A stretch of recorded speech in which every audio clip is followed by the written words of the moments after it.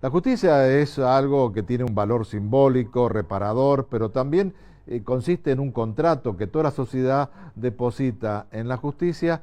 La justicia tiene que ver con lo republicano y con la última salvaguarda del derecho.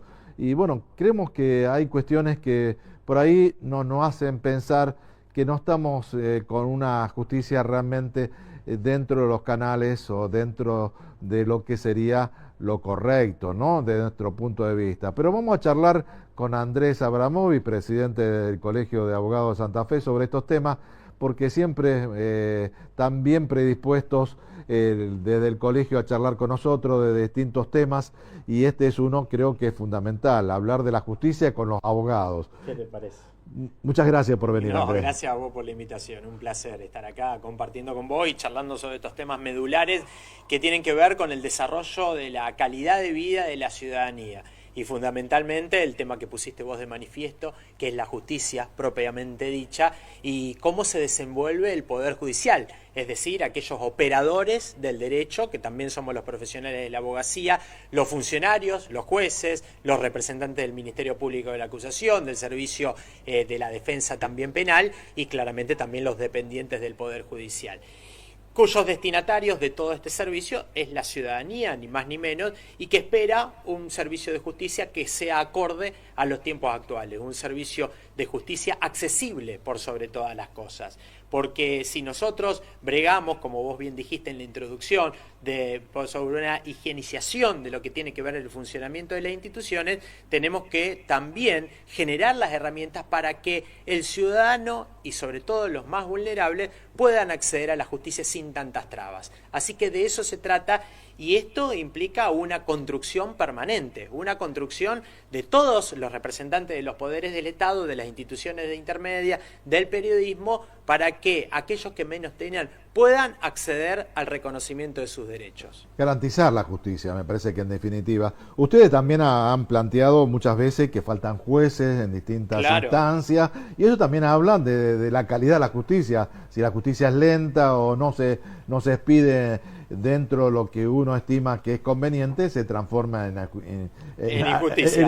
Tal cual, efectivamente. Bueno, parece... vos das en la tecla, porque muchas veces no se dimensiona cuál es el inconveniente cuando uno dice en la pública, hace pronunciamientos como entidad profesional, que faltan jueces, que hay juzgados que se encuentran vacantes, y el ciudadano común no llega a dimensionar cuál es el efecto pernicioso que eso genera. ¿Y qué significa que falte un juez, por ejemplo, de familia? Que una mujer que está luchando para que se le reconozcan alimentos a sus hijos no pueda subsistir, no pueda acceder a sus necesidades y cubrir sus necesidades elementales. Un trabajador que es despedido y que no le pagan la indemnización porque fue despedido injustamente y por eso tiene que ir a la justicia para reclamar por el reconocimiento de los derechos, de sus derechos, si no hay juez en ese juzgado que le tocó transitar el juicio, verdaderamente implica que su derecho alimentario, su derecho de naturaleza alimentaria, va a ser postergado. ¿Y qué implica eso? Que no puede afrontar sus necesidades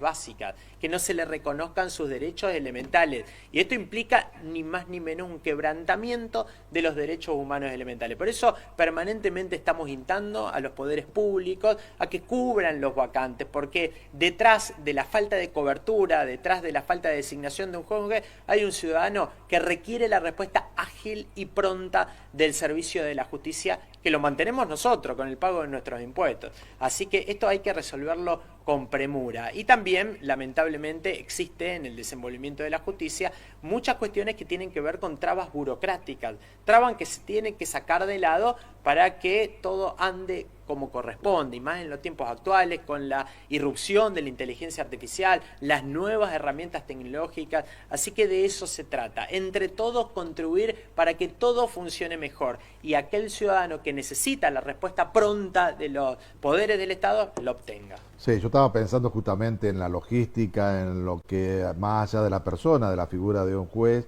o la figura de los responsables de estar en los tribunales, también tienen que tener ámbitos adecuados, oficina, computadora, Exacto. servicios digamos que informáticos que estén actualizados, toda una serie de elementos que también llevan a la buena práctica de la justicia. Y esto también es inversión.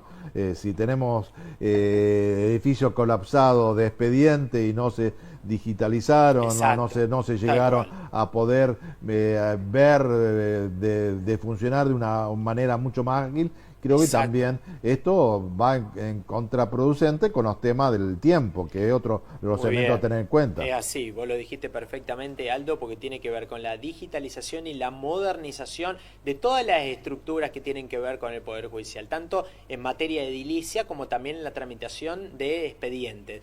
Bueno, por fortuna, en este último tiempo se han digitalizado gran parte de los expedientes que transitan en la justicia de la provincia de Santa Fe, lo cual eso por un lado es conveniente, pero por otro, lamentablemente advertimos que los tiempos de los procesos no se han aminorado, es decir, no se han recortado los tiempos de proceso, no obstante la tecnología, el uso de las herramientas informáticas, que eso contribuye a que los tiempos se reduzcan, pero lamentablemente también, no en todos, porque también hay funcionarios y dependientes que se manejan de manera ejemplar, pero muchos verdaderamente no están a la altura de las circunstancias, a la altura de las exigencias de la ciudadanía.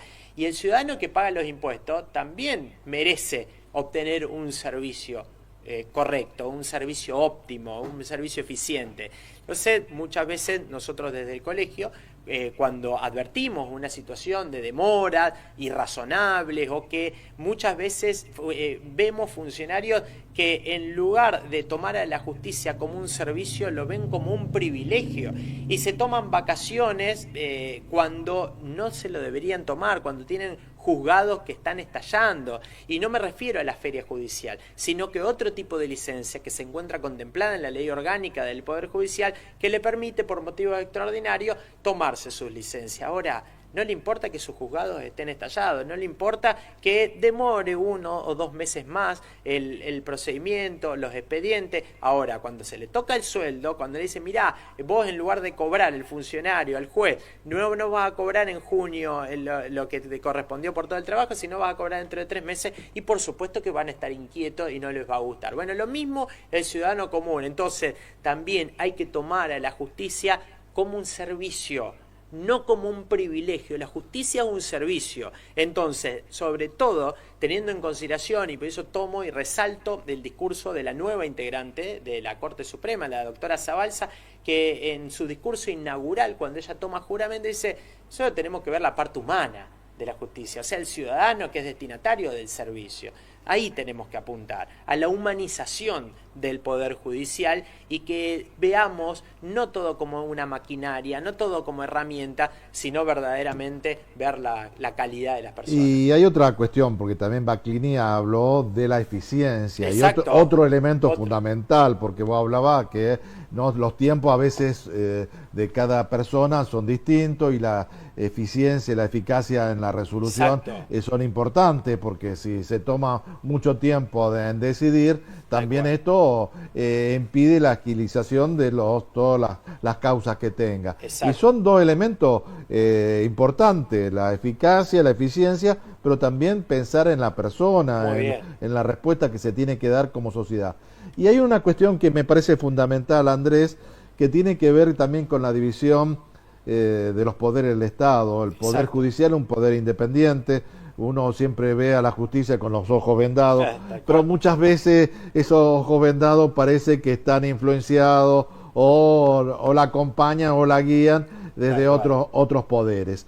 Y esto lo digo porque hay cuestiones que tienen que ver también con el respeto a la Constitución, el paso por el Congreso de la designación de los jueces de la Corte Suprema, los antecedentes de estas personas que se ponen en el mayor prestigio que tienen que tener en la justicia, y a veces nos hacen pensar que no son las personas más indicadas, y ustedes se han expresado, y me parece importante que los organismos, que los colegios de abogados, la sociedad civil, las distintas instituciones también tengan que opinar y dar cuenta de esta situación, porque me parece que hay cosas para corregir. Vos referís perfectamente el respeto por las instituciones de la República, el respeto por la división de poderes y por las facultades y funciones que tiene cada uno de los poderes.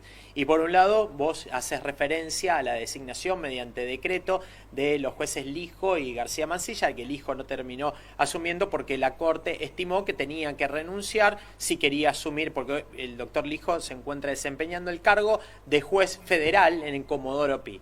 Por lo tanto, más allá que la Cámara Federal admitió el pedido de licencia, la Corte Suprema dijo no, o vos elegís uno u otro, lo cual entiendo que la Corte Suprema actuó con criterio. Pero vamos a la medida dispuesta por el Poder Ejecutivo Provincial, que esto generó el pronunciamiento por parte de nuestra entidad profesional en contra de esta forma. ¿Por qué? Porque no se respetó la Constitución Nacional. Y la Constitución Nacional es muy clara cuando dispone cómo se tiene que designar a un ministro de la Corte Suprema de Justicia de la Nación. Y cómo es, no con decreto, sino que a propuesta del Poder Ejecutivo tiene que existir acuerdo de las 2/3 partes del Senado de los integrantes presentes de este cuerpo legislativo. Es decir, tiene que ir por el Poder Ejecutivo propuesta y después la anuencia del Poder Legislativo con una mayoría calificada. Y el Poder Ejecutivo de la Nación tiró al tacho de basura la letra del artículo 99 en nuestra ley fundamental. Y eso implica, lisa y llanamente, un quebrantamiento de la República. ¿Y qué genera esto? Una gran inseguridad jurídica, porque el doctor García Mansilla, y si asume el día de mañana Lijo, van a durar, por el decreto, durante el periodo que dure la legislatura, es decir, durante el transcurso de un año. ¿Y qué van a buscar? ¿Qué van a buscar? Que estén permanentes, no transitorio como están ahora. Y para quedar como permanentes tienen que encontrar el favor o la anuencia del sector político. Entonces, ¿cómo van a hacer esa sentencia? ¿Van a ser como verdaderos jueces independientes o van a tratar que sean sus resoluciones acorde al color o al calor del político que lo tiene que apoyar para que se designen permanentemente a estos jueces en su cargo? Entonces está en juego la independencia, está en juego la calidad de la justicia y la independencia como un valor supremo, porque vos como ciudadano común no querés que dictamine sobre un asunto tuyo un juez que verdaderamente va a ser más influenciado porque responda a un color partidario, porque responda a un poder económico, porque sea amigo del funcionario de turno. No, nosotros queremos la independencia, y la independencia tiene que ver con la independencia en la forma en que fue elegido, es decir, legitimidad en el origen y también legitimidad durante el desarrollo de su función. Y hay otra cuestión, y hay otra cuestión, a nivel personal me parece que hay valores morales y éticos que aquí también tenemos que valorarlos. Ni hablar, por supuesto. Valores morales, valores éticos y sobre todo una justicia cercana a la gente. Que los jueces y los funcionarios son personas de carne y hueso como nosotros. Da el principio de igualdad ante la ley. Si bien tienen responsabilidades extraordinarias, como todos los representantes de los poderes del Estado, no dejan de ser seres humanos. Y por tanto, al tener esas responsabilidades extraordinarias, tienen que ser mucho más serviciales. Tienen que abrir las puertas para que llegue la justicia, claramente, con independencia, con ética, con moral, con decencia, con integridad y con calidad. Ese es el estilo de juez que nosotros, y un juez de puertas abiertas, ese es el juez que nosotros queremos. Bueno, y además hay una cuestión que me parece que vos hablabas de la influencia del poder político, y aquí, por ejemplo, que se judicialice la protesta y que una jueza o un juez dictamine que no había elementos y ahora se va en contra de ese juez o esa jueza porque interpretó a través de un fallo que no tenían los elementos necesarios para ser juzgados, estas personas que estuvieron allí acompañando a los jubilados. Y me parece una cuestión una cuestión tan burda de apretar a los jueces que no respaldan a las decisiones o el pensamiento político del gobierno en turno. Me parece que estamos equivocando el rumbo, esto de hablar de la independencia, de las decisiones que toma la justicia. Estamos presionando para que actúen a favor del gobierno y me parece que no es el camino. Lamentablemente nosotros advertimos a lo largo de los años y más que nada en los últimos, te diría 15, 20 años, la interferencia de los poderes ejecutivos sobre los poderes judiciales, sobre todo en el ámbito nacional. Vimos cuando se intentó reformar la justicia en el kirchnerismo, ahora vemos que en la época de Milei lamentablemente también existe una interferencia sobre lo que tiene que ver con las decisiones de determinados magistrados, y verdaderamente más allá de que uno tenga determinado criterio para resolver un determinado asunto, si es fundado en derecho, si las normas apoyan la decisión del juez, porque siempre la biblioteca está para un lado o para otro, bueno, después están las cámaras de apelaciones para resolver si el juez actuó mal o actuó bien. Ahora, si hay otro elemento que al juez le indicó o le indicaran cómo tenía que resolver, ahí sí estamos en problema, porque estamos hablando verdaderamente de una persona que no se desenvuelve con la integridad que debe hacerlo. Entonces, lo que tenemos que procurar como premisa, más allá de la cuestión partidaria, porque la cuestión partidaria hay que tirarla a un lado, acá estamos hablando de la salud de la República. Entonces queremos que los poderes del Estado funcionen de manera independiente, que den respuesta a la gente, nos guste o no, pero así es la República y así tiene que funcionar. Y hay otra cuestión que me produce mucho ruido y que también me alarma, y creo que muchas veces se han tomado con cierta naturalidad, es los operadores políticos de Comodoro Pi, los Exacto, lobbies que se establecen. Es horrendo que haya políticos operando con los jueces, influyendo en las decisiones. Realmente, ¿qué tipo de justicia tenemos si un tercero está actuando, presionando a los jueces o armando esquemas de funcionamiento de la justicia, favoreciendo a grupos políticos o a grupos económicos? Realmente eso no es válido y tendremos que rechazar. Cuando se habla, hay un operador político, Comodoro Pi, o está haciendo lobby, y los lobbies no corresponden, los operadores políticos tampoco corresponderían. Exacto, totalmente. Y estamos hablando de la fragilidad de las instituciones de la República, porque, como dijimos anteriormente, si un juez verdaderamente no se sujeta a sus decisiones, a lo que tiene que ver con las normas, lo que le indica todos los antecedentes jurisprudenciales, es decir, los antecedentes en su propio tribunal o en la propia Corte Suprema, y es influenciado por estos lobistas, estos operadores que existen en las sombras, pero verdaderamente existen e influyen, y verdaderamente estamos en problema, porque yo quiero que mi problema o la inquietud o un conflicto de un ciudadano común lo resuelva un juez idóneo, un juez que tenga integridad ética, moral, académica, que sea un juez formado, pero sobre todo un juez decente. Un juez que actúe conforme a la moral, a las buenas costumbres, a la buena fe, no un juez influenciable por estos lamentables sujetos que verdaderamente existen, porque no los podemos desconocer, y que verdaderamente influyen en el desarrollo de la justicia. Pero ¿Y tienen cómo influyen? Tienen nombre y apellido. Por supuesto, ¿y cómo influyen? Influyen de manera negativa, y eso degrada las instituciones de la República. Entonces, si nosotros, como ciudadanos, y sobre todo las responsabilidades que tienen los poderes del Estado, miramos para otro lado, y bueno, verdaderamente estamos en problemas. Por eso, verdaderamente lo que vos estás marcando resulta muy positivo, porque vos lo estás poniendo en foco, y la ciudadanía tiene que saber que muchas decisiones, sobre todo en Comodoro Pi, son producto de influencias de operadores que andan rondeando la justicia, pero verdaderamente la denigran. No, en la sombra. Aparte, en la sombra. Aparte, claro, las decisiones no se toman en los tribunales, sino en los cafés. Me parece que eso es horrible, y además tiene precio. Además tiene precio. Además tiene precio. Sí, sí.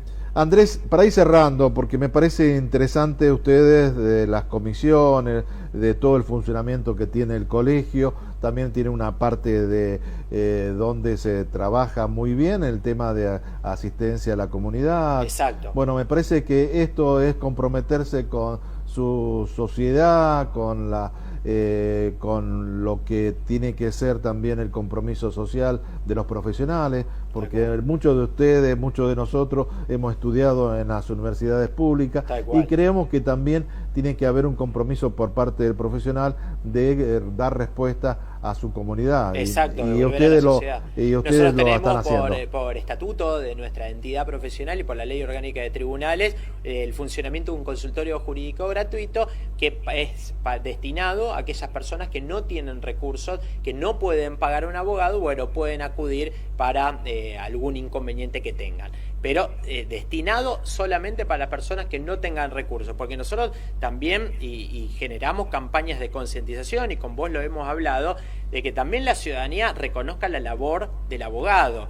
El abogado, la abogada, vivimos de nuestro trabajo, vivimos de cobrar los honorarios. La consulta no es gratuita. O sea, nosotros tenemos que mantener nuestro estudio jurídico, nosotros tenemos que pagar aportes a la obra social, a las jubilaciones, tenemos que formarnos, y eso implica un costo, y tenemos que vivir. Entonces, la consultita tiene su costo, la consultita tiene su valor, porque si yo no me formo, si yo no me capacito, y bueno, yo no te voy a dar una respuesta acorde, no te voy a dar una respuesta que el cliente quiere. Entonces, todo trabajo tiene su valor. El trabajo de un periodista, el trabajo de una camarógrafa, el trabajo de cualquiera, un enfermero, todo tiene su valor. Y el trabajo del abogado también. Es como si uno no paga la consulta, si uno va al estudio jurídico y no paga la consulta, se va y no le consulta al abogado cuánto es, cuánto debe, es como retirarse de un kiosco sacando una bolsa de caramelos, sacando una caja de alfajores y se va corriendo sin pagar por lo que vale ese producto. Entonces esto es lo mismo. Claro, esto de dignificar también el trabajo de ustedes, valorar el trabajo, y creo que esto también es tomar conciencia de todo. Tomar conciencia. Andrés, como siempre, muchas gracias. Un placer, gracias a vos. Me parece que son temas que tienen que estar en la agenda, la sociedad tiene que entender que hay cuestiones como para comenzar a comprender, valorar y realmente tomar una posición con los elementos que son necesarios en la toma de decisiones. Y creo que de hablar y de debatir estos temas son realmente importantes. Muchas gracias por tu participación. Muy gentil, como siempre, un placer charlar con vos. Muchas gracias. Gracias. Señor director, vamos al corte.